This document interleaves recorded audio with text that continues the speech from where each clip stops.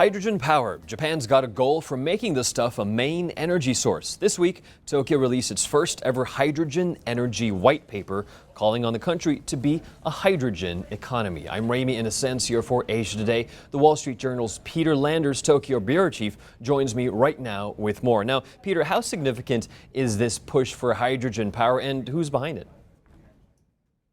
It's really the government that is behind this, looking for alternative power sources now that the nuclear power is taking a much smaller role in Japan.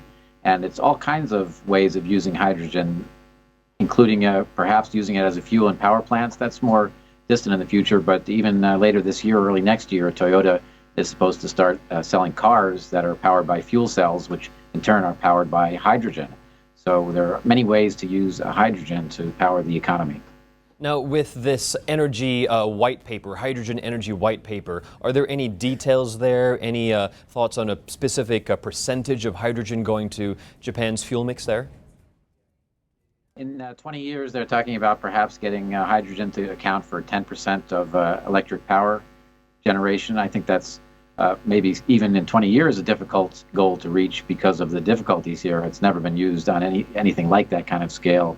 It has to be produced, it has to be shipped to plants in specialized containers and transport systems and all that. So it's really more of a vision at this stage than a specific plan to use hydrogen for power plants. But as I say, there are other specific uses for hydrogen that are already in the works, such as cars also using hydrogen-powered fuel cells in homes. So that's already happening.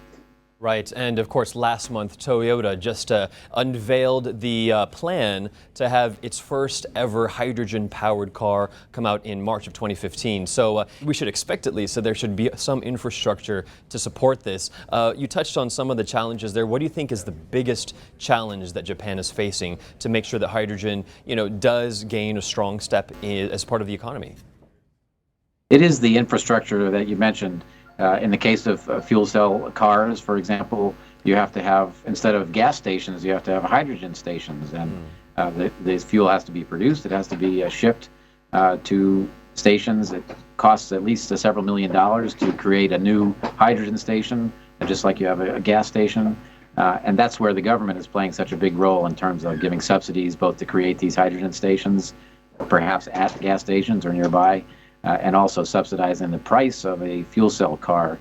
Toyota is planning to sell its car for about $70,000 in Japan, and maybe the government would chip in $20,000, so the cost to the consumer would be $50,000. And the feeling is without those examples of government support, it would be difficult for the market to take off. The Wall Street Journal's Tokyo bureau chief Peter Landers on Tokyo unveiling a hydrogen white paper calling for more of the economy to be devoted to that energy resource. For more on this, head to thewallstreetjournal.com. I'm Ramy Inocencio in Hong Kong.